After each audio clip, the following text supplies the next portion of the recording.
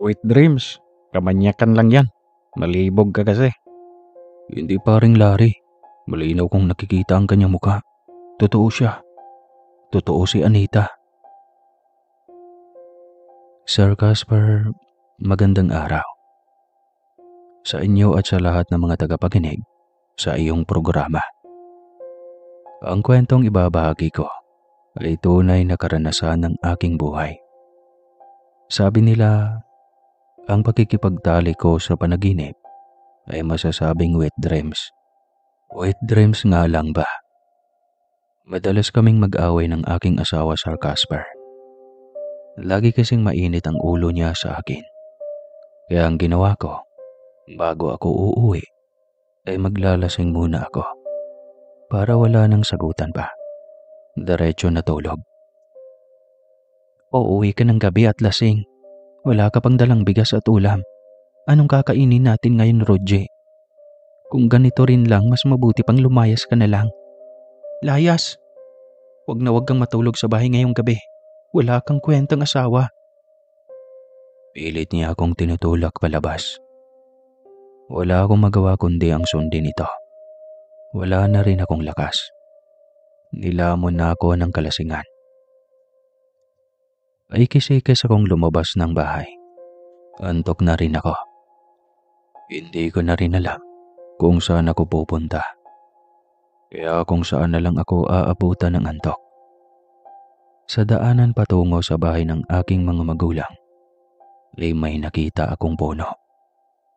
Ang malaking puno ng balete, na noon pa ay kwentong bayan na ang tungkol sa magandang babaeng nagpapakita doon, na siyang tinatawanan ko lang lagi. Hindi ko alam kung bakit parang ang liwanag ng aking daanan, lalo na noong nasa ilalim na ako ng punong balete.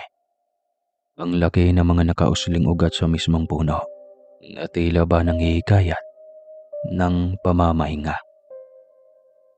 Walang alinlangan akong lumapit sa puno ng balete. Doon na ako sumandal at natulog. Pakiwari ko ay umiikot ang aking mundo. Bunsod marahil ng kalasingan ko. Pagbigit ng aking mga mata, ay agad na nawala ang aking ulirat. Ngunit bigla rin akong nagising sa isang napakalamyos na boses. Hindi ko alam kung kinakantahan niya ako. Basta ang lamyos ng kanyang boses. Pagkamulat ko ng aking mga mata, ay bumungad sa akin ang napakagandang mukha ng dalaga. Tila kay gaan ng aking katawan. Wala akong naramdamang antok. Tila rin, hindi rin ako lasing. Gising na gising ang aking diwa. Kumusta ka? Tanong nito sa akin. Sino ka? Binibini. Ako si Anita. Masaya akong may dumayo sa aking tahanan. Laging bukas itong tirahan ko, lalo na sa iyo. Wika nito. Sabay hawak ng aking muka. Hindi nito binitawan ang pakikipagtitigan sa akin. Ang liwanag ng kanyang muka. Ang ganda. Nakakaakit. Unti-unti niyang nilalapit ang kanyang mukha sa akin. Biglang nabuhay ang aking katawang tao. Kaya napapikit ang aking mga mata. Ang bango ng kanyang hininga. Parang mga ligaw na bulaklak sa gubat. Ang bango niya. Nakakahalina. Kung gaano siya kasabik na mahagkan at maangkin ay ganoon din ako. Hindi ko na naisip na may asawa akong tao. Na-enjoy namin ang buong magdamag. Walang naging sagabal sa aming pag-iisang katawan. Ilang beses namin iyong inulit.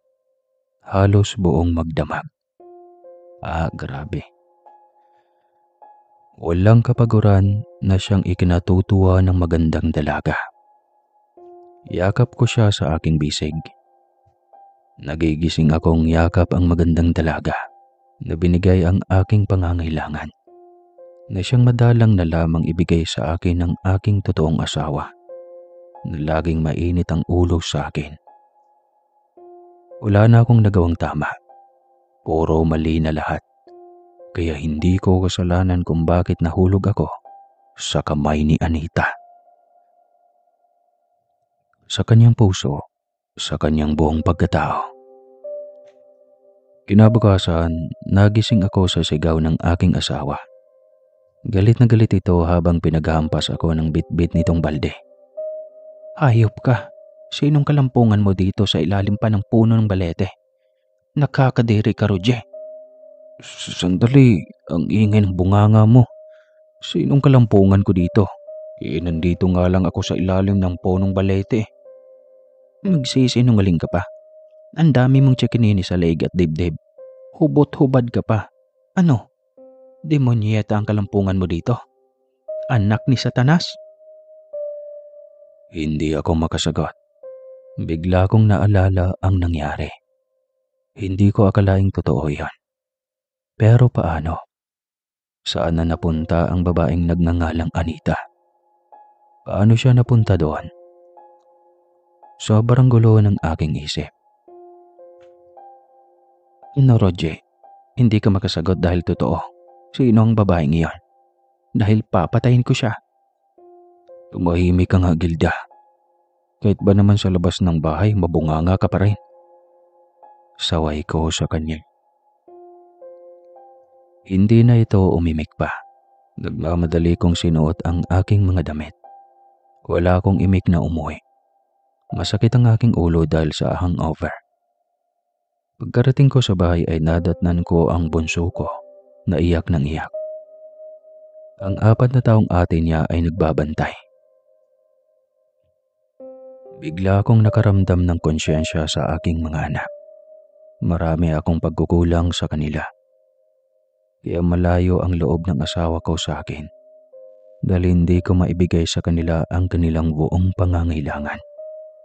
Dapat wala akong karapatang magsawa sa kakaintindi kung bakit biglang naging mainit ang dugo ng aking asawa sa akin. Dapat inintindi ko siya. Dapat masinabaan ko pa ang aking pasyensya. Kinuha ko ang aking anak, kinarga at niyakap. Kailan ba ang huling yakap ko sa mga anak ko? Hindi ko na matandaan. Dahil sa sunod-sunod na kamalasang dumaan sa aming buhay, kung kaya't naging pariwara ako sa buhay. Natuto sa mga bisyo at sugal.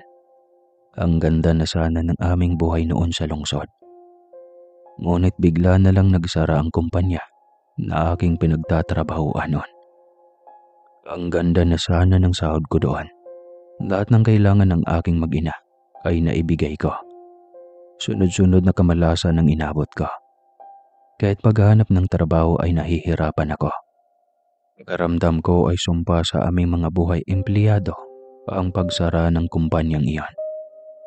Dahil hindi lang ako ang gano'n ang sinapit. Halos lahat kami. Kaya nagpasya akong dalhin ang aking mag-ina sa aming probinsya. Hindi sanay ang aking asawa sa buhay probinsya. Ngunit kailangan niyang magtiis. Dahil iyon na ang buhay na aming tatahakin. Dahil sa paghihirap na aming naranasan sa probinsya, ay nagsimulang nagbago ang lahat. Lumayo ang loob niya sa akin. Halos ayaw na niya akong patabihin. Ayaw na niyang ibigay ang aking pangangailangan. Naging bugnutin madalas at inaaway ako ng walang dahilan. Doon din nagsimula ang lahat ng pagbabago sa akin. Umuwi ako ng gabi at madalas ay lasing. Dahil doon ay hindi ko na maramdaman ang panlalamig ng aking asawa kasi makakatulog na ako ng diretsyo. Nawalang sakit ng puson at hinanakit sa dibdib. Ngunit hindi ko akalaing ang mga bagay sa aming buhay ay palala ng palala. Heto ako at nag-iimahinasyon ng napaka-imposibleng bagay. Sino si Anita?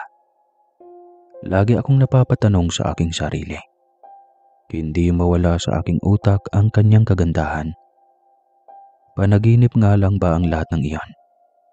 Bakit ramdam kong parang totoo ang lahat? Nagising ang aking diwa nang marinig ko ang pagdating ni Gilda galing sa balon. May bitbit itong dalawang balde ng tubig. Inilagay nito ng maayos ang tubig sa berha at kumuha at paakyat na sana sa taas ng bahay. Nang biglang napakapit ito sa haligi ng bahay. "Gilda, ayos ka lang ba?" Tanong ko. Hindi siya sumagot. Akala ko dahil galit lang sa akin. Hinayaan ko siya at nagpasya na sanang bumalik na sa paggapas ng tubo. Ngunit bigla na lang itong nabuwal. Kaya sa gulat ko ay inilapag ko si Bunso at patakbong nilapitan ang aking asawa. Naninigas ang kanyang mga kamay. Ang lamig ng kanyang buong katawan. Natakot ako ng sobra. Hindi ko maipaliwanag ang kabang naramdaman ko sa mga oras na iyon. Akala ko ay mawawala na ng tuluyan ang aking asawa. Pinisil ko ang kanyang mga kamay at paa. Sakto ring dumating ang aking kasamahan sa panggagapas. "Larry, pakitawag si Lola Sinda. Pakiusap." Tarantang utos ko sa aking kaibigan. Nang makita nito ang aking asawa na halos himputi na ng papel, patakbo nitong pinuntahan ang bahay ng matanda. Halos wala ng buhay si Gilda nang abutan ng hilot na albularya. Mabuti na lang at hindi pa huli ang lahat. "May kaalitang engkanto ang iyong asawa. Ingatan mo siya.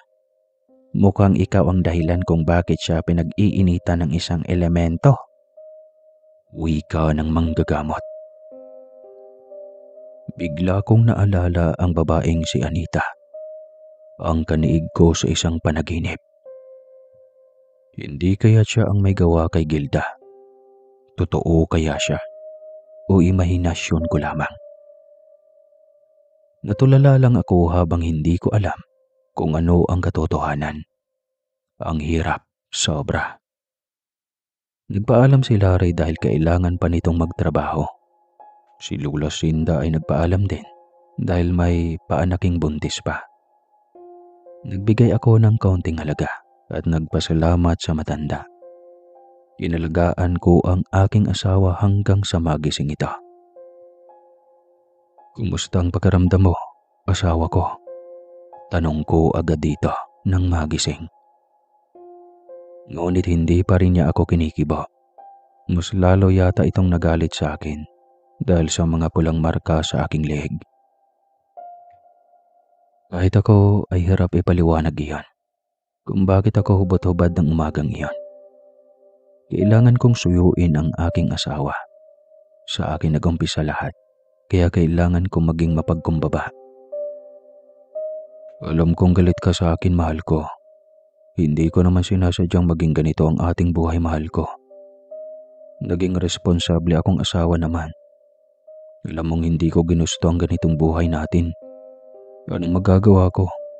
Ginigipit tayo ng tadhana. Hindi ko nga rin alam kung bakit sino pa itong nagtitino. Siya pa itong pinahihirapan ng sobra."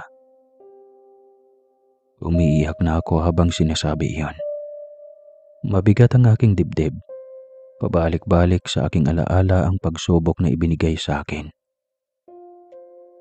Napatingin ako sa kamay ng aking asawa nang bigla niya akong hinawakan sa aking siko. Hilam na rin sa luha ang kanyang mga mata. Nag-iiyakan na kaming pareho. Niyakap ko kaagad siya ng mahigpit. Ang aming mga anak ay nag-iiyakan din. Kahit walang alam kung ano ang aming iniiyakan na mag-asawa. Marahil ramdam na mga ito ang lungkot na aming nadarama. "Mag-uumpisa tayong muli, mahal ko. Titiisin ko hanggang sa makakaya ko ang ating sitwasyon. Hindi kita susukuan. Hindi tayo susuko sa hamon ng buhay." Litanya ng aking asawa. "Oo, mahal ko. Gusto ko yan. Maraming salamat." Emosyonal kong sagot. Naging magaan ulit ang aking pagkaramdam kasi kasundo ko na ang aking asawa. Wala nang bumabagabag pa sa aking isipan. Kinagabihan, maaga kaming natulog. Ngunit nagising akong muli dahil sa boses ng isang dalaga. Nagulat ako nang imulat ko ang aking mga mata ay nasa harapan ko muli ang babaeng iyon. Totoo ka? Hindi ka pa naginip lang? Tanong ko. Oo, hindi ako imahinasyon mo lang, Roji. Kung ganoon, layuan mo na ako. Hindi ako papatol sa kagaya mo. May asawa akong tao, kaya hindi kita papatulan. Talaga ba, Roji? Pagkatapos ng gabing iyon, hindi mo ko pwedeng basta nalang bitawan. Hindi ako papayag. May asawa ako kung nangyari man iyon. Dahil din yun sa iyo at lasing ako. Kaya nga, kaya hindi mo ko dapat bitawan. Payag naman akong maging kabit mo. Wika nito. Nagulat ako sa kanyang sinabi. Hindi ko alam kung ikakatawa ko ba o ikakasakit ang ulo ang mga pangyayaring iyon. Natagpuan ko ang aking sarili na nagpapaubaya sa mga ginagawa ng babae na alam ko ay isang engkantada. Wala akong magagawa. Nadadala ako sa mga ginagawa niyang pagpapaligaya sa akin. Pinupuno niya ang mga pangangailangan ko bilang lalaki. Kaya nabitag ako sa kanyang pain. Kinabukasan nagising ako dahil sa tili ni Gilda. Sobrang saya nito. Kaya diretso akong bumangon at sinilip ang aking asawa sa bakuran ng bahay. Roji, tignan mo. Ang daming gulay at prutas. Sino kayang may bigay nito? Napakunot ang aking noo. Habang nakatingin sa mga biyayang nakalatag sa aming bakuran, sino kaya ang nagbigay? Ang mas nakakahanga ay ang mga gintong barya sa maliit na kahon sa ilalim mismo ng mga gulay. Iyon na yata ang umpisa ng aming magandang buhay. Matapos kong maibenta sa black market, ay nakapagpatayo kami ng malaking bahay. Nakabili ako ng mga alagang hayop gaya ng mga kalabaw at baka. Nagtaka ang aming mga kapitbahay. Biglang yaman iyon. Ngunit wala akong pakialam. Ang mahalaga ay mabigyan ko ng magandang buhay ang aking mag-ina. Akala ko ay simula na ng magandang buhay naming mag-asawa. Iyon pala ay umpisa din ng masilimuot naming pagsasama. Hindi ko rin alam at hindi ko maipaliwanag kung ano ang nangyayari sa akin. Basta't magigising na lang ako sa mga yugyug at sigaw ni Gilda. Sino na naman ang kalampungan mo, Roji? Siya pa rin ba? Hindi ka na talaga magbabago. Kung ganito na lang lagi, ang mabuti pa ay maghiwalay na lang tayo. Galit na wika ni Gilda, sabay talikod sa akin. Mabilis kong nahawakan ang kanyang kamay. Hindi ako papayag. Hindi ko kayang malayo silang mag-ina sa akin. Mahal, maawa ka sa akin. Hindi ko kakayanin na malayo kayo ng mga bata. Hindi kakayanin. Ilang beses na kitang binalaan. Ganun pa rin. Hindi ka na nagbabago. Pero Gilda, totoo naman ang sinasabi ko eh. Hindi ko alam kung paano akong nakalabas ng kwarto. Siguro naglalakad ako ng tulog. Napatawa siya sa aking dahilan. Umiling na tila ba isa akong napakasinungaling na tao na hindi na kayang pagkatiwalaan. Mahal, sambit ko.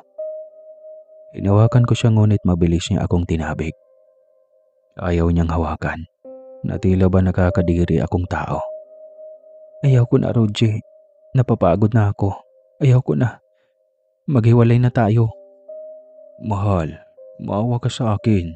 Mababaliw ako kung mawawala kayo sa akin. Ilang beses na kitang pinagbigyan, Roji. Paulit-ulit na lang tayo. Nakakasawa na. Magtitino na ako, mahal. Pangako. Lagi namang ganyan eh. Nagkapagdesisyon ako, Roji. Ayaw ko na. Paggawi ka nito ay pumasok na ito sa kwarto at nagligpit ng mga gamit na dalahin. Dali-dali akong nagbihis. Hindi ko na alam kung ano ang aking gagawin. Parot pa rito ako sa labas ng kwarto.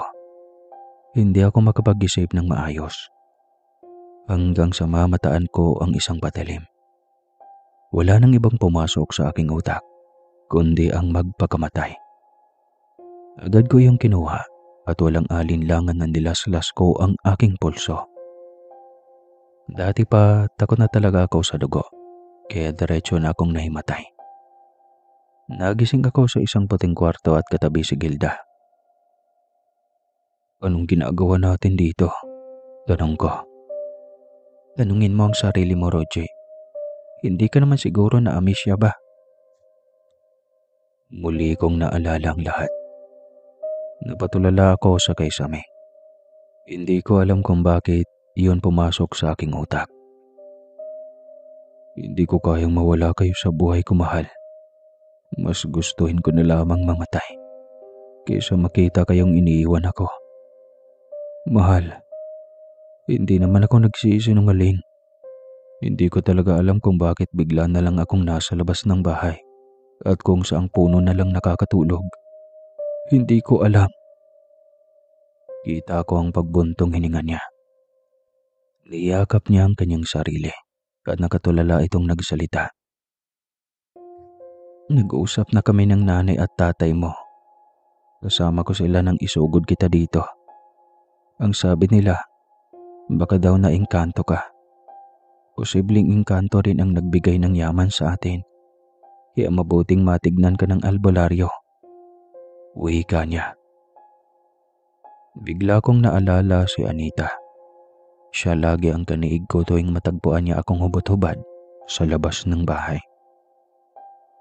Ayaw kong sabihin sa kanya kasi ayaw kong magselo siya. Ayaw ko na rin yatang malayo kay Anita. Gustong-gusto ko na rin ang mga ginagawa namin. Naguguluhan din ako.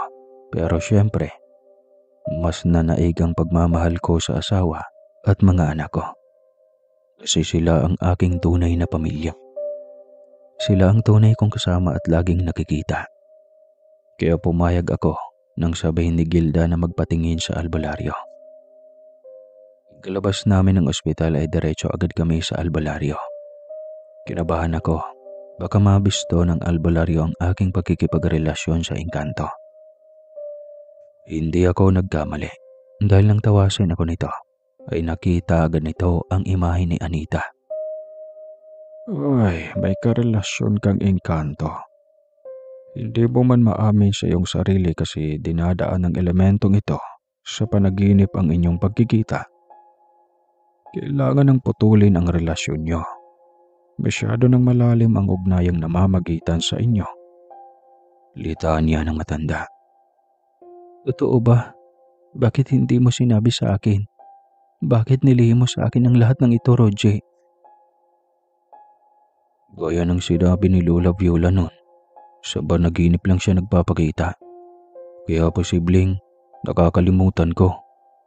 Pagsisinungaling ko. Kahit pa ang totoo ay malinaw kong naaalala ang lahat. Hindi ko alam kung maniniwala sa akin ang albularyo. Pero iba ang titig niya sa akin. Si Gilda naman ay tila napaniwala ako sa aking sinabi. At tahimik lang ito sa aking tabi. Ano ang gagawin namin para maitaboy ang elementong iyon, Manong? Tanong ni Gilda. Habak. Bigyan ko siya ng habak nang sa ganun ay hindi na siya malapitan pa ng elementong sobrang pagkahumaling sa kanya. Sige po, Manong. Gawin mo. Ayaw kong masira ang aming pagsasama dahil lang sa elementong iyon. Tutulungan ko kayo. Huwag kayong mag-alala. Salamat po, Lolo Tiroy. Sagot ko. Hinawakan ako ng maigpit ng aking asawa. Biglang lumobo ang aking puso. Ramdam ko ang pag-alala niya sa akin. At alam kong napatawad na niya ako. Sana lang ay magtuloy-tuloy na ito. Sana nga ay hindi na kami gagambalain pang muli ni Anita. Nang makauwi na kami ng bahay ay nag-usap kami ng masinsinan ng mag-asawa. Pagkaramdam ko, iyon na ang simula ng mas malalim at matibay naming pagsasama. Sana nga ay hindi na kami susubukin muli ng tadhana. ng mas mabigat pa kaysa napakarami na naming pagsubok na napagdadaanan. Pagod na rin ako sa napakaraming pagsubok na aming napagdaanan. Papa, Mama, sigaw ng aming panganay. Hinatid sila ng aking kapatid na bunso. Ang nanay kasi ang nagbabantay sa kanila habang paraot parito kami at inaayos ang aming buhay. Mga anak, sambit ko. Muli akong nakadama ng pag-asa. Hindi na ako maiiwan. Hindi na ako magiging wasak. Sisikapin kong bumawi. Sisikapin kong maging mabuting asawa at ama. Salamat, mahal ko. Pangako, gagawin ko lahat. Mapanatili lamang na maayos lagi ang ating pagsasama. Sana hindi na tayo uulanin pa ng maraming problema. Sawang-sawa na ako. Nakakapagod na, mahal ko. Wika ko sa aking asawa. Susubukan ko ring lawakan pa ang aking pangunawa, Roger. Ayoko na rin na lagi tayong nag-aaway. Unti-unti nang lumalayo ang loob ko sa iyo. Niyakap ko siya ng mahigpit. Hindi ko naman siya masisisi. Binigyan ko rin siya ng dahilan upang lumayo ang loob sa akin. Ngunit hindi pa huli ang lahat. May pagkakataon pa para bumawi. Gabi-gabi pagkatapos ako malagyan ng habak, ay tila galit ang kalikasan. At palagi na lang naglalakihan ang kidlat sa labas ng bahay. Ngunit hindi kami nagpatinag kung hindi man normal iyan. Lumapit pa din kami sa pananampalataya. Makalipas ang ilang buwan ay muling nagdadalang tao si Gilda. Iyon ang pangatlong anak namin. Masaya ako dahil lalago na muli ang aming pamilya. Wala namang problema sa pinansyal kasi marami na kaming pera. Siguro hindi rin naman puro kamalasan ang dala ni Anita sa aming buhay, kundi may pagpapala na rin. Kasi siya ang nagbigay ng yaman na tinatamasa ng aking pamilya. Hindi ko lang diretsong masabi kay Gilda. May mga kaunting lihim pa rin na hindi na kailangan pang ibunyag. Inalagaan ko si Gilda sa kanyang pagbubuntis. Hindi ko man lang nakita noon kung gaano siya nahirapan sa pagdadalang tao sa una at pangalawang anak namin. Sa pagkakataong ito, kailangan kong bumawi. Kailangan kong magpakama. Mahal, kagabi na nagiinip ako. Isang umaga ay kwento ni Gilda sa akin habang kami ay nagkakape sa kusina. Anong panaginip? Nakakatakot ba? Hindi naman. Nakakamangha lang. Ano nga? Si Prinsesa Anita yata daw yun. Isang engkantada. Umpisa niya. Napaubo ako sa gulat. Tinapik niya ang aking likod habang kunot noong nagtataka kung bakit parang nagulat ako. Sinong hindi magugulat? Pati sa kanya nagpaparamdam na si Anita. Ano na naman kaya ang balak ng engkantadang iyon? Tanong ko sa aking sarili. Sabi niya kambal daw ang anak namin.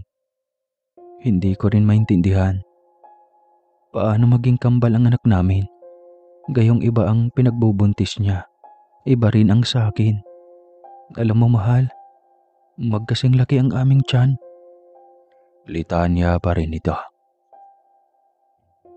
Bigla akong kinabahan. Naalala ko ang mga nangyari sa amin ni Anita.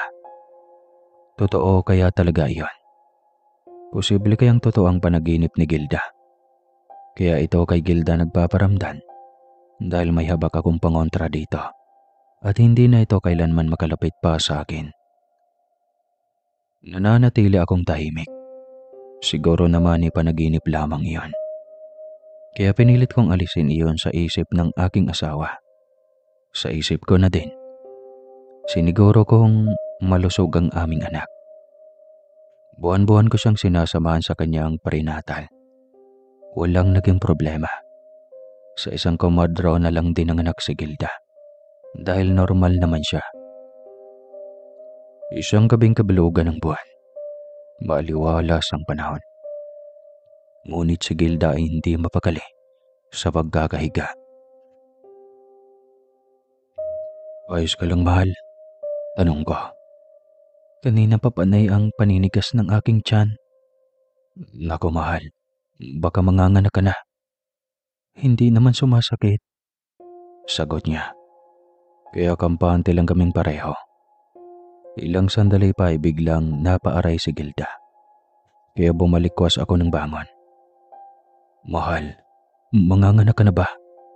Tanong ko ulit. Siguro, mahal. Bigla na lang sumakit ang aking tiyan. Mahal, tawagin mo ang komadrona. Utos niya sa akin. Kaya nagmandali akong sinundo ang komadrona sa bahay nito. Mabuti na lang at wala itong paanaking iba. Kaya nadala ko agad ito sa bahay. Hindi na maipinta ang mukha ni Gilda sa sakit na nararamdaman nito. Manganganak na ako. Bilisan niyo. Sigaw ni Gilda. Kaya patakbong lumapit ang komadrona. Doon nga ay nakita nito na lumabas na ang ulo ng bata. Kaya pumesto na agad ito. Isang ere lang ni Gilda ay lumabas agad ang anak namin. Nabunutan din ng tinik ang aking dibdib. Hawak ko ang kamay ni Gilda. Sa unang pagkakataon ay nasamahan ko siya sa kanyang hirap sa panganganak.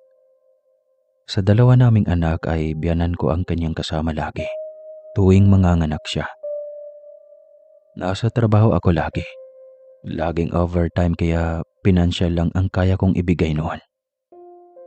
Ibang tuwa ang aking nadarama pagkarinig ng iyak ng aking bunsong anak. Inarga ko agad iyon matapos linisan at balutin ng lambin. Hinagkan ko ito sa noo. Banayad lamang iyon sa takot na matamaan ng bigote ang balat ng bata. Biglang may narinig ako sa labas ng bahay na iyak din ng sanggol. Akala ko ako lang mag-isa ang nakarinig ng iyak na iyon. Ngunit pagtanto kong narinig iyon ng aking asawa nang nagkatinginan kami. Gusto ko sanang magsalita, ngunit hinintay ko munang punahin ng komadraw na ang bagay na iyon. Ngunit wari ko ay wala itong narinig. Normal lamang ang mga kilos nito at walang pagtataka. Kaya tiyak na hindi nito narinig iyon. Hindi ko na lang din pinansin pa. Ngunit mas lalong lumakas ang iyak ng sanggol sa labas ng bahay. Mahal, sambit ni Gilda. Narinig mo rin ba? Tanong ko. Oo eh. May iyak ng sanggol sa labas ng bahay. Ano? Iyak ng sanggol sa labas ng bahay? Takang tanong ng komadrona. Hindi niyo po ba narinig, manang? Tanong ni Gilda sa komadrona. Meron pero dito sa loob. Alam niyo sa pandinig niyo lang yan. Wika ng komadrona. Nagkatinginan kaming mag-asawa. Alam naming hindi iyon iyak ng aming anak. Lalo pa't sumasabay iyon minsan sa iyak ng aming anak. Hindi na ako nag-react pa at tumahimik na lang din. Makalipas ang ilang sandali ay nagpaalam ito at naiwan kaming mag-asawa. Karga ko na noon ang aking anak na muling may umiyak na sanggol sa labas ng aming bahay. Gayong tahimik na natutulog ang aking anak sa aking mga bisig. Narinig mo yun, mahal? Tanong ulit ni Gilda sa akin. Oo, mahal. Malinaw na malinaw. Bakit parang nasa likod lang ng ating bahay? Tanong pa nito. Imposible. Wala tayong kapitbahay. Kaya nga, Rodji, ano kaya kung silipin mo? Oha? Gulat na tanong ko. Nag-aalinlangan ako sa kanyang inutos. Oo, silipin mo. Nang sa ganun ay malalaman natin kung totoo ang ating narinig. Kung totoo man yan, baka may nag-iwan. kasi alam nilang kaya nating buhayin ang kanilang anak. Nag-aalinlangan ako. Ngunit nadaig din sa akin ang pag-aalala na baka nga may naiwan ng sanggol sa likod ng aming bahay. Darating ko sa likod ay bumungad ang isang sanggol na nakabalot ng maraming dahon. Agad ko itong kinuha sa nakabalot ng mga dahon at dinala sa loob ng bahay. Mahal, totoo ngang may sanggol sa likod ng bahay at gaya ng ating anak. Bagong silang ito. Wika ko. At sinong walang pusong ina ang nag-iwan ng kanyang sanggol sa ganyang itsura? Hindi man lang ba na konsyensya? Iyon nga eh. Gawin na lang kaya nating kambal sila, mahal. Babae ang anak natin. Ito naman ay lalaki. Paano kung pangalanan natin silang Ayo at Aya? Suhestyon ko. Okay sa akin, Reggie. Tamang-tama dahil magpaparehistro ng sertipiko ng kapanganakan ni Aya. Sabihin na lang natin sa komadrona na may lumabas pang isa sa tiyan ko at hindi natin alam na kambal ang anak natin. Wika ni Gilda. Hindi ko maintindihan ang iyak ng sanggol habang karga ko. Para itong napapaso at sobrang pula na rin ito na parang nasalang sa apoy. Gayong tahimik nang natutulog ang aming anak na si Aya. Ano ba itong bata na ito? Iyak ng iyak. Hindi kaya't nagugutom na ang batang ito, mahal? Tanong ko. Malamang gutom nga yan. Akin na, para maipagtimpla mo ng gatas. Agad ko itong inaabot kay Gilda. Bigla itong tumahimik. At ilang sandali pa ay pinikit na nito ang mga mata nito. Nako, naghahanap lang pala ng kalinga ng inamahal. Wika ako. Ngumiti si Gilda habang inihili ito. Sobrang napakasarap tignan ng aking mag-iina. Tinitigan ko sila habang lihim na nagpapasalamat dahil ang aking pamilya ang pinakamahalagang biyaya sa aking buhay. Kinabukasan, pinaasikaso ko kaagad sa komadrona ang sertipiko ng kapanganakan ng kambal. Hindi ito magkapaniwala. Imposible daw dahil kinapapa niya ang tiyan ni Gilda. Ngunit sa huli ay napaniwala rin namin ito. Lumipas sa mga araw, buwan at taon. Sobrang bilis na mga oras. Kailan lang isinilang ni Gilda ang aming anak na si Aya. Kasabay ng natagpuan naming sanggol sa labas na si Ayo. Ngayon ay 1 taon na sila. Kaarawan na nila, kaya abala ang lahat para sa selebrasyon. Bata pa lang ang dalawa ay kakitaan na ng kakaiba. Si Ayo ay sobrang galing ng magsalita at maglakad. Malayong malayo kay Aya. Ang mga balat ni Ayo ay halos nagliliwanag sa sobrang kaputihan. Mahal, napansin mo ba ang kakaiba kay Ayo? Biglang tanong sa akin noon ni Gilda. Oo nga eh. Akala ko ako lang ang nakapansin ng bagay na iyon. Matagal ko nang napansin ang bagay na iyan. Hindi ko lang masabi sa iyo. Wika niya. Inisip na lang namin na baka mas nauna lang mag-develop ang aming ampon. Hindi lahat ng aming kababaryo ay dumalo sa kaarawan ng aming mga anak. Iyon nga lang at maraming matatabil ang dila at mapangmintas. Kinukumpara ang mga bata at maraming nagsasabing malabong magkambal ang mga ito. Hindi na lang din namin pinansin pa ang mga sinasabi ng mga tao. Totoo namang hindi sila magkamukha dahil hindi naman talaga sila magkapatid. Iyon nga lang at minsan, napapansin ko kay Ayo na tila ba magkahuig kami ng mata at bibig. Hindi ko alam kung napapansin din niyo ni Gilda. At syempre hindi ko pwedeng punahin at baka tamang hinala na naman siya sa akin. Pagkatapos ng okasyon, ay balik na sa normal na buhay na naman kami. Pagkaramdam ko ay biyaya sa amin ng aming mga anak. Simula nang dumating ang mga ito sa aming buhay, ay lagi na lang maganda ang aming ani. Ang aming mga palayan at tubuhan na nabili bago pa man maisilang ang kambal ay sagana sa ani ang mga ito. Biglang gumanda ang ani at tuloy-tuloy na iyon. Gabi matapos ang unang kaarawan ng kambal. Matutulog na sana kami nang biglang may tinawag si Ayo. Ayo, ano yan? Tanong ko. Si mama ko, sambit nito. Ayan si mama oh, turo ko kay Gilda. Ngumiti pa si Gilda dito, ngunit umiling ito. Hindi, mama. Sabay turo sa bintana, kung saan naroon ang malaking puno ng akasya. Nagkatinginan kami ni Gilda. Pagtataka ang nasa isipan namin pareho. Biglang iniangat ni Ayo ang kanyang kamay, paharap sa bintana. Parang pumupuri sa kung sino. Biglang nagsilaglagan at nabasag ang mga bintanang kristal. Nagulat kami ni Gilda. Mas lalo kaming kinalabutan nang biglang umihip ang napakalakas na hangin. Diyos ko, Roger, nagkamali ba tayo ng pag-ampon kay Ayo? Tanong ni Gilda. Biglang umiyak si Ayo. Tinawag ako nito, kaya nilapitan ko ito at niyakap. Simula ng gabing iyon ay lumayo ang loob ni Gilda sa aming ampon. Tila atubili itong alagaan, ang tinuring naming kambal ni Aya. Mahal, huwag mo na lang sigurong intindihin at alalahanin ang nangyari kanina. Baka nagkataon lang yon. Wika ko nang makatulog si Ayo. Ang linaw na mga pangyayari. Hindi normal na bata si Ayo. Paano ako magkampante? Yung pagkabasag ng mga bintanang kristal, tingin mo ba normal lahat iyon? Hindi ko masagot kahit ako ay naguguluhan. Hindi ko rin kayang ipaliwanag kung bakit nangyari lahat ng iyon.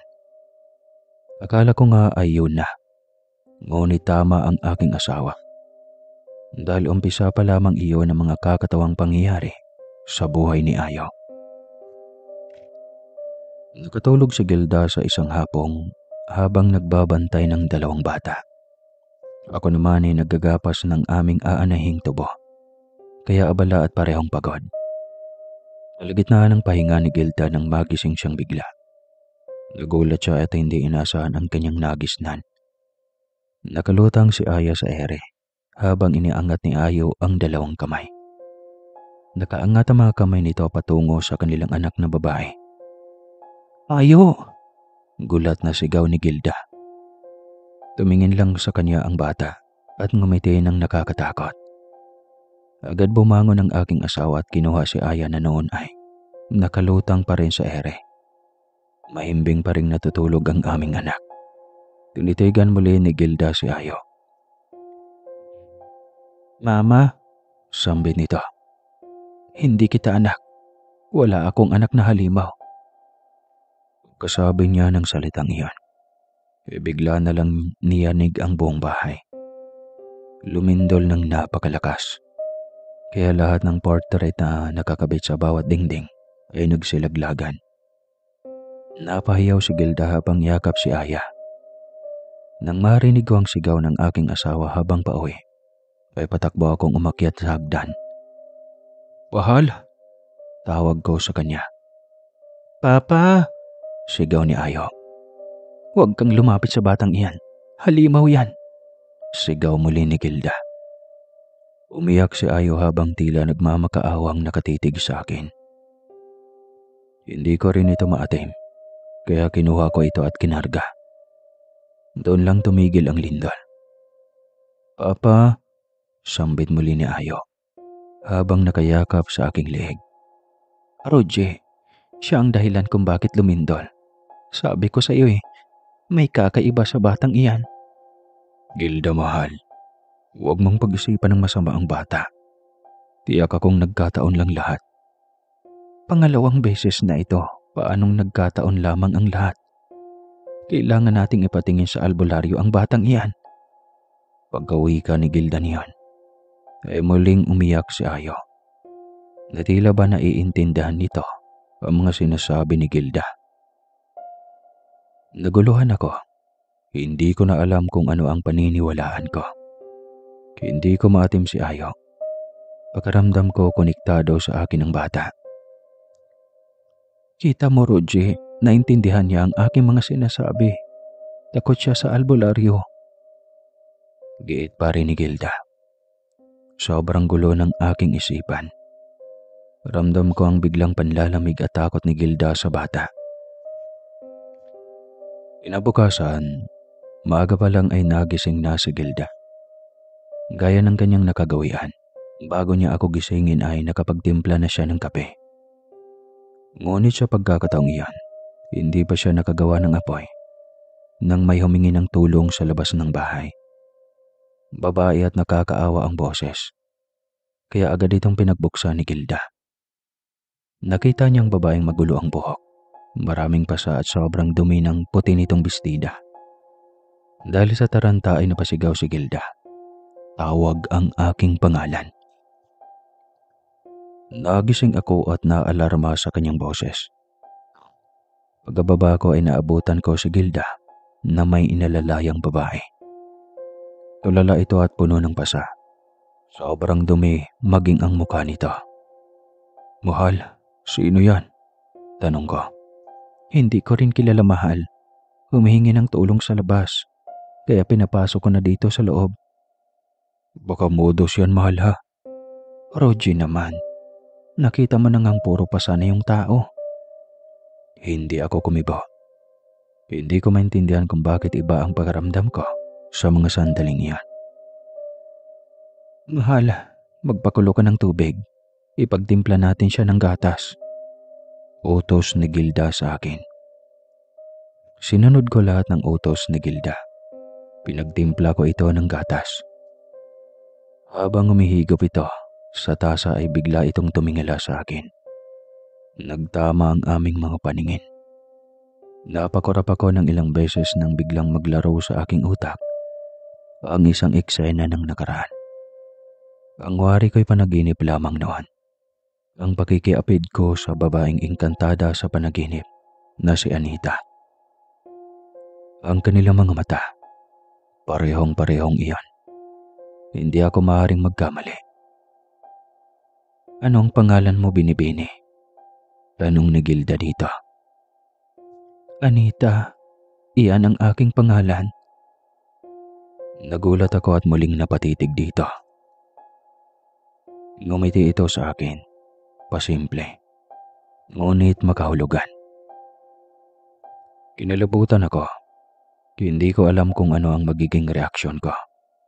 Halos na estatwa ako sa aking kinaroroonan.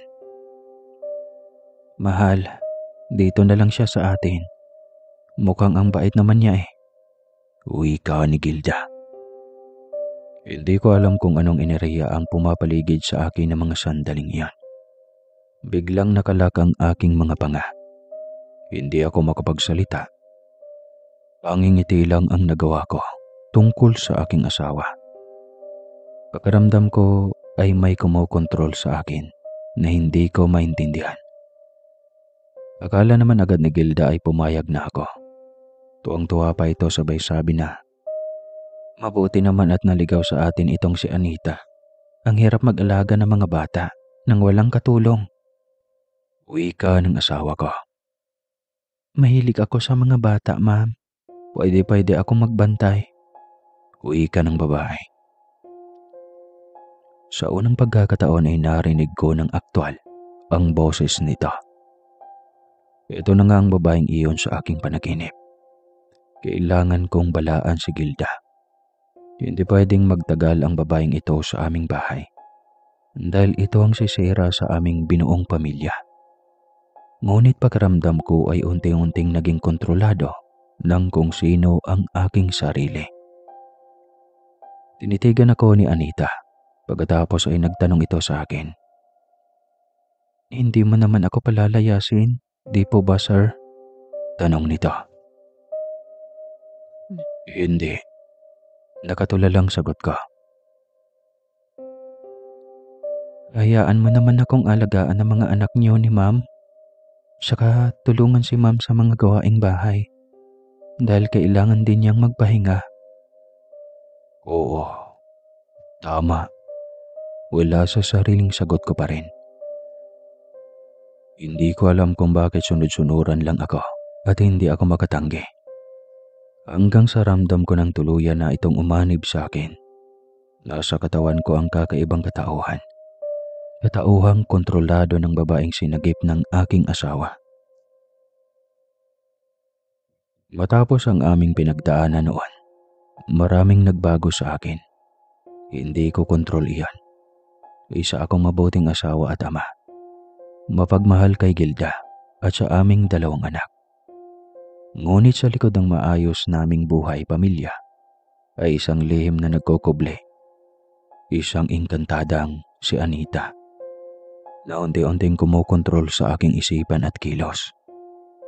Ginamit nito ang kahinaan ni Gilda at ngayon ay tuluyan na nitong napasok ang aming buhay.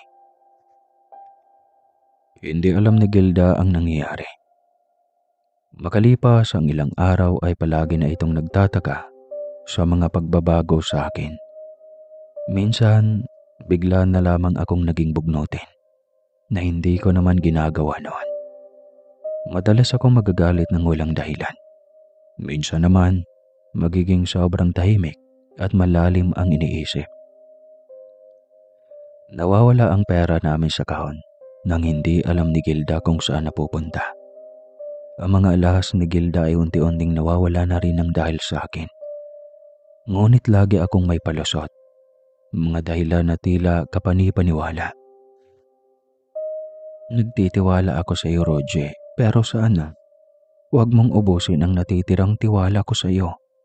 Kasi ibinigay ko na sa iyo lahat. Oo naman, mahal ko. Tatandaan ko lagi iyan. Alam kong napakaswerte ko sa iyo. Hindi kita bigyan ng dahilan upang muling magalit, mahal. Sabi mo lagi ko yang panghawakan. Anya. Niyakap ko siya at hinagkan sa noo. Pinaramdam ko ang kasiguruhan niya sa aking bisig. Ang hindi niya alam, kalahati niyon ay kasinungalingan na. Hindi man lang niya alam na pinaiikot ko siya sa aking mga palad. At ako man ay ganoon din ang papel sa kamay ni Anita. Alam kong siya ang may kontrol sa akin. Ngunit hindi ko man lang iyon malabanan. Ang engkanto ay sadyang mapanlinlang. Ginagamit nito ang kapangyarihan nito upang makuha ang gusto. Ipinagagawa nito sa akin ang mga bagay na hindi ko ginagawa. Mga bagay na labag sa aking pagkatao. Dahil alam ko na hindi ito magugustuhan ni Gilda. Ngunit anong magagawa ko? Hindi ko na kontrol ang aking sarili. Pinagbibili ko ang mga ari-arian namin. Pinagagamit ang pera sa mga bagay na walang kwenta. Ang mga gawaing ito ay tila ordinaryo lamang sa paningin ko. Na mga sandaling iyon. Na tila isang utos na dapat sundin. Magaling, mahal ko. Ganyan nga. Balang araw, iiwan na natin ang Gilda na iyan. Ayon ng ating nag-iisang anak na si Ayo, ang siyang magsasama habang buhay. Wika isang beses na Anita sa akin. Umalis noon sa Gilda upang mamalengke. Muli na naman kaming naiwan ni Anita at ng mga bata. Kaya magagawa na naman namin ang mga bagay na madalas naming ginagawa tuwing wala si Gilda. Isang araw, napansin ni Gilda ang isang kakaibang kwintas na suot sa aking leeg. Isang kwintas na gawa sa mga kakaibang halaman at bato. Ito ay ang kwintas na ginamit ni Anita upang higit na makontrol ang aking buong pagkatao. Doon na nagsimulang magduda sa Gilda. Sinundan niya ako lagi at minamanmanan ng hindi ko alam. Maging si Anita ay hindi alam na may namuunang duda sa utak ni Gilda. Anong ginagawa mo dito sa kwarto? Tanong ko isang beses nang bigla na lamang pumasok si Anita. Huwag ka nang matakot, mahal ko. Umalis na ang asawa mong tanga. Kaya pagkakataon na natin at hindi mo ko kayang tanggihan dahil kontrolado kita. Kontrolado ko ang buong pagkatao mo, Roger. Akin ka lang. Tayo ng anak natin ang magsasama sa huli. Pilitan niya nito. Biglang umakyat ang dugo ni Gilda sa kanyang ulo. Dinig niya lahat ng iyon. Ngayon napagtanto niyang may mali sa mga kilos ng kanyang asawa. At sa katauhan ng babaeng malugod niyang tinanggap sa kanyang tahanan, kumuha siya ng asin at buong loob na sinugod ang babae. "Demonyo ka, Anita! Isang mapagpanggap!" sigaw ni Gilda. Tulala lang ako at malayo ang tingin. "Ikaw?" gulat na tanong ni Anita. "Oo, ako. At pinalalayas na kita sa aking teritoryo." Humahalakhak ito at kampante sa sarili na hindi ito makayang sugpuin ni Gilda. "Hayaan mo na lang kami ni Roger kung ayaw mong may masamang mangyari sa'yo," banta ni Anita kay Gilda. Hindi man lang natinag ang aking asawa, kasama ang mahigpit na paniniwala sa Diyos at sa asin na hawak nito, at sinaboy sa dalagang Engkanta. At tuluyan na itong napalaya sa aming tahanan. Isang matinding labanan ang naganap na iyon sa pagitan ni Gilda at ng engkantadang si Anita. Gamit lang ang tapang at pananalig sa Diyos, nagawa ni Gilda na palayasin si Anita. Ngunit ang pinsala ay nangyari na. Ako ay nananatili pa ring mahina at nalilito. Lalo sa lahat, tulala na tila hindi pa rin nahimasmasan sa lahat ng ginawang pinsala ni Anita sa aming pagsasama. Ang aming pagsasama bilang mag-asawa ay muli na namang nasubok. Ngunit dahil sa aming pagmamahalan, sumpaan na rin sa harap ng altar. Kaya nagawa naming maayos ang aming mga problema. Alam naman ni Gilda na hindi ko kontrol ang pag-iisip ko ng mga sandaling iyon. Bumawi ako sa kanya at sa mga bata. Naintindihan niyang hindi ko kasalanan ang lahat. Ngunit sadyang hindi mawala-wala sa buhay namin si Anita. Muli na naman siyang nagbalik. Dala ang hangin ng inggit at paghihiganti. Hindi na siya nakontento sa simpleng pagtatalo. Gusto nitong sirain ang lahat ng pinaghirapan naming mag-asawa. Ang kanyang pagbabalik ay isang mapanirang bagyo sa aming buhay. Hindi siya nagpakita ng harapan kundi gumamit siya ng mga palihim na paraan upang sirain ang aming mga pananim. Isang gabi, nakita ng aming mga tauhan ang aming mga palayan, maging ang mga taniman ng gulay. Sinisira ito ng mga peste at ang mga puno ng prutas na may mga butas-butas na bunga. Ang mga produktong pinaghirapan naming alagaan ay unti-unting nasisira. Hindi ito aksidente. Merong taong gumawa nito. Hindi pala siya tao. Isa siyang elemento. Isang engkanto. At siya ay walang iba kundi si Anita. Nakita si Anita ng ilan na naglalakad malapit sa mga taniman sa mga nakaraang gabi. Ang kanyang mga mata ay puno ng galit at pagnanais na makuha muli ang aking atensyon. At ang masakla pa dito, hindi lamang mga pananim ang kanyang sinira sa akin. Sinimulan din niyang magkalat ng mga tsismis at kasinungalingan tungkol sa kalidad ng aming mga produkto. Sinisira ang aming pangalan sa merkado. Ang mga mamimili ay nagdalawang isip na bumili na at ang aming kita ay unti-unting bumababa. Isang malaking hamon muli ang pagbabalik ni Anita, hindi lamang sa aming mga pananim, kundi pati na rin sa aming pagkakaisa kasama ng aking mga tauhan. Unti-unti na ring sumusuko si Gilda sa hamon na aming kinakaharap noon. Muling nagbalik si Anita sa aming bahay. Saktong nakatulog si Gilda sa pagod sa pagbabantay ng dalawang bata. Si Aya na may maamong mukha ay abala sa paglalaro. Ang isa naman ay isang batang lalaki na may mga matang kahawig ko na tahimik na nakaupo sa sulok. Tinitigan ito ni Anita. Ang tagal nitong nagtiis. "Anong ginagawa mo dito? Lumayo ka sa mga anak ko." Saway ni Gilda na magis na nito si Anita. Muling nasa loob ng aming bahay. Nagbalik ako para sa aking anak. Anak? Sinong anak? Huwag ka nang magmamangan pa, Gilda. Alam mong hindi mo anak si Ayo. Alam mo ang bagay na iyon? Paano? Dahil ako ang ina ni Ayo, hindi mo ba napansin? Hindi ordinaryong bate si Ayo. Maraming kapangyarihan ang nasa kanya, kahit sa murang edad pa lamang niya. Parang naistatwa si Gilda. Hindi agad na-absorb ng kanyang utak lahat. Parang nakakabingi ang katotohanan. Nabangging ako ay hindi iyon napagtanto agad. Nadatnan ko ang huling eksenang iyon. At kung ano ang reaksyon ni Gilda, ay ganoon din ang aking naging reaksyon. Ayo, ako ang iyong ina. Naalala mo ba? Lagi kitang kausap kahit ikaw lang ang mag-isa na nakakakita sa akin.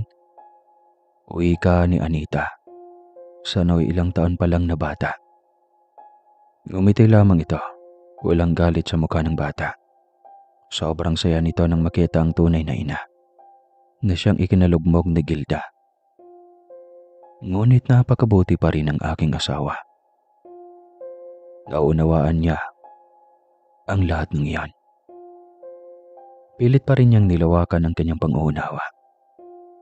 Wala na akong balak pang iba. Hindi ako nag-iisip na gumawa ng anumang kasamaan, Gilda. Gusto kong magbagong buhay para sa aking anak. Umiiyak na wika ni Anita. Sino ang ama? Si Ayo? Tanong ni Gilda bigla. Hindi na ako magsisinungaling pa, Gilda. Si Ayo ay anak namin ni Roger. Nayanig ang aking pagkatao pagkatapos marinig iyon. Unti-unting bumigat ang reaksyon sa mukha ni Gilda. Minahal ko lang din si Roger. Wala siyang kasalanan. Dahil kontrolado ng kapangyarihan ko lahat. Ngunit nagsisisi na ako, Gilda. Binabalik ko na sa iyo ang iyong asawa. Binabalik ko na sa iyo ng buong buo. Hindi ko na kayo guguluhin pa. Pangako bigla ni Anita. Paano si Ayo? Hindi ko kayang mawala sa akin ang bata. Itinuring ko na siyang parang tunay na anak. Umiiyak na wika ni Gilda. Ang nananalaytay sa dugo ni Ayo ay dugo ni Roger. Kaya hindi ko siya pwedeng dalhin sa aming mundo. Kaya mananatili siya sa iyo. Sagot naman ni Anita. Biglang lumuwag at gumaan ang aking dibdib. Hindi na mawawala sa akin ang tunay kong anak. Ngunit ang aking asawa, hindi ko alam kung ano ang nasa kanyang isip. Kamuhian na ba niya ako sa kabila ng kabutihan niyang taglay? Masyado ka na bang nasagad ang kanyang pasyensya at panahon na para putulin lahat ng sa amin? Nang sa ganun ay magiging magaan na ang kanyang buhay. Na noon pa man ay ako lagi ang nagbibigay pabigat. Ngunit muli kong nakuha ang kapatawaran. Minahal pa rin niya ako at ang aking anak kay Anita. Pinatawad pa rin niya si Anita sa kabila ng lahat. Masyado nang magulo ang mundo. Ayoko nang dumagdag. Sana maging maayos pa. Sana matupad ang pangako niyong magbago na. Lalo na ikaw, Anita. Alam mong ang mga katulad niyo ay wala nang puwang sa mundong ito. Litanya ni Gilda. Alam ko, kaya nga naghahanap ako ng paraan para hindi kasama sa aking mga katulad sa isang nakakatakot na kaparusahan. Ngunit mas pinalala ko naman yata ang sitwasyon. Patawarin mo sa anak ko. Alam kong hindi madali ang magpatawad. Kaya lang simula noong magkamali si Roger, nang paulit-ulit na lang, naisip kong hindi pa man niya nagawa, ay pinatawag daw na siya dahil ayaw nang lukubin ng galit at puot ang aking sarili. Masyado na akong napapagod sa pagharap ng napakaraming pagsubok. Alam ko naman na may katapusan lahat. Napakabuti mo, Gilda. Kaya minahal ka ng gusto ni Roger. Kaya wala kang kapalit sa kanyang puso ay dahil sa pagiging mabuti mo sa lahat ng oras. Nakita kong ngumiti si Gilda. Hindi ko alam kung pilit ba iyon. Ngunit alam ko ay tao pa rin siya. Kaya nagpapatawad siya at alam kong lihim pa rin niyang iniinda ang sakit ng kalooban. Ang pagmamahal ni Gilda, ang pangunawa niya, at ang kanyang sariling pagsisikap ang nagbigay sa kanya ng lakas upang harapin ang aming nakaraan at bumuo ng isang bagong kinabukasan. Ang pagsasama namin sa mga sandaling iyon ay hindi madali. Ang mga taon ng paghihiwalay ay nag-iwan ng malalim na marka. Mga sugat na kailangang pagalingin. Si Ayo, bagamat tinanggap ni Gilda, ay may mga tanong at mga pag-aalinlangan. Kung hindi na ba muling mauulit ang mga ito? Ang panluloko sa kanya ng mga nakapaligid sa kanya. Kasama na ako na mismong asawa niya. Naging mabuting ina si Gilda kay Ayo. Sa loob ng ilang taon ay naging isang mahalagang bahagi ng aming buhay ang bata. Mga luha, lahat ng ito ay nagbigay ng kulay sa aming bagong simula.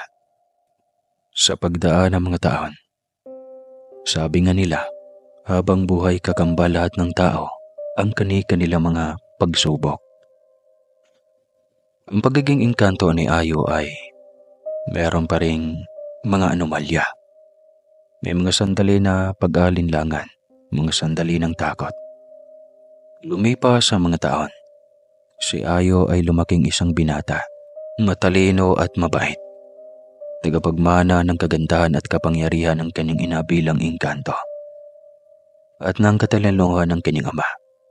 Ang kanyang pagkabata na minarakahan ng pagkawala ng kanyang ina ay napalitan ng isang masayang kabataan.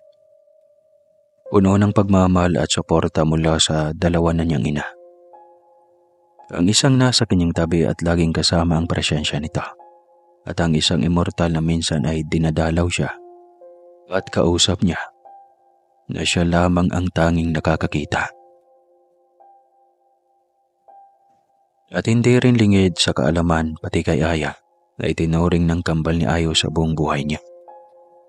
Makilipas ang ilang taon, lumaki na ang mga bata, lumaki na ang mga anak ko. Si Ayo ay naging asal tao na rin. Nakokontrol na niya ang sarili niya, ang mga kapangyarihan niya. Kaya namuhay kaming masaya at naging okay ang aming pamumuhay. Wala nang naging sagabal pa. Hanggang dito na lang po ang magiging kwento ko. Salamat sa pagkikinig ng kwentong ito. Sana'y napagkuhanan niyo ng aral ang bawat isa at naging inspirasyon sa mga inang katulad ng pinagdadaanan sa aking asawa.